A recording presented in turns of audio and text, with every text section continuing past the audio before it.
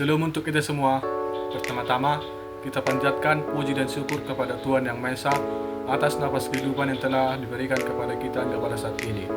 Sebelumnya, perkenalkan nama saya Jun Robi Krismens Payung dengan NIM 2430 1030 10 036. Mata kuliah Bahasa Indonesia dengan dosen pengampu Bapak Jumadi MPD.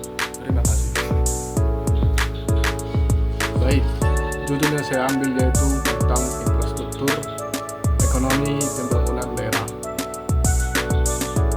Infrastruktur memiliki peran yang sangat penting dalam mendorong pembangunan ekonomi di daerah.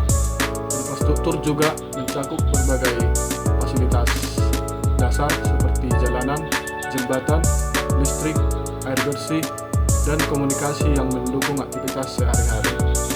Ketika infrastruktur di suatu daerah berkembang, hal ini dapat meningkatkan aksesibilitas dan konektivitas antar wilayah, sehingga pergerakan orang, barang, dan jasa menjadi lebih mudah dan efisien. Yang selanjutnya yaitu konsep dasar infrastruktur dalam pembangunan ekonomi. Konsep dasar infrastruktur ini terbagi menjadi 3, yaitu definisi ruang lingkup. Infrastruktur merupakan sistem fisik yang menyediakan sarana transportasi, pengairan, drainase, bangunan gedung, dan fasilitas publik lainnya yang dibutuhkan untuk memenuhi kebutuhan dasar manusia, baik kebutuhan sosial maupun kebutuhan ekonomi.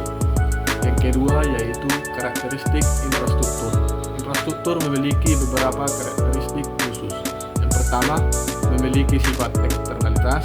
Yang kedua, bersifat tidak dapat dipindahkan. Yang ketiga, membutuhkan biaya investasi yang besar. Yang keempat, memiliki masa manfaat jangka panjang. Dan yang terakhir, memerlukan pemeliharaan berkelanjutan. Yang ketiga, klasifikasi infrastruktur berdasarkan fungsi. A. Infrastruktur ekonomi, contohnya utilitas publik seperti listrik dan telekomunikasi.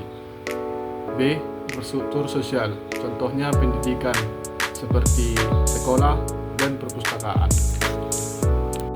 Yang terakhir yaitu tantangan strategi pembangunan infrastruktur. Tantangan dan strategi ini terbagi menjadi 2. Yang pertama, kendala dalam pembangunan infrastruktur. Kendala ini terbagi juga menjadi 3.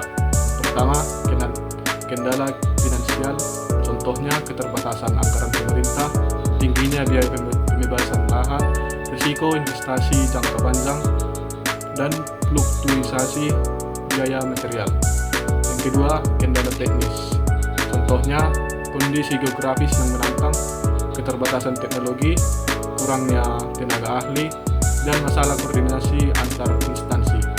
Yang ketiga, kendala sosial, contohnya resistensi masyarakat, konflik kepentingan, masalah pembebasan lahan, dan dampak lingkungan.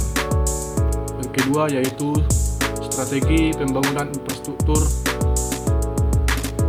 terbagi juga menjadi 3. Pertama, pendekatan pendanaan, contohnya kerjasama pemerintah dan swasta, penerbitan obligasi infrastruktur, pemanfaatan dana internasional, dan skema pembiayaan kreativitas. Yang kedua, pendekatan teknologi, adopsi teknologi modern, penggunaan material berkelanjutan, implementasi sistem smart, dan pengembangan SDM dalam bidang infrastruktur. Yang ketiga, pendekatan sosial, contohnya pelibatan masyarakat dalam perencanaan, sosialisasi manfaat pembangunan, kompensi yang adil, dan program pemberdayaan masyarakat. Lalu kesimpulan yang saya dapat yaitu infrastruktur memiliki peran yang sangat penting dalam pembangunan ekonomi daerah karena pertama, menjadi pondasi kegiatan ekonomi, yang kedua, mendorong pertumbuhan investasi, yang ketiga, meningkatkan kesejahteraan masyarakat, yang keempat, mengurangi kesenjangan antar daerah.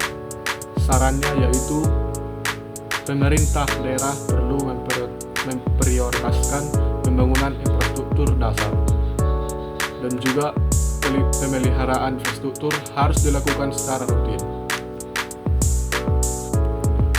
Sekian dari presentasi saya.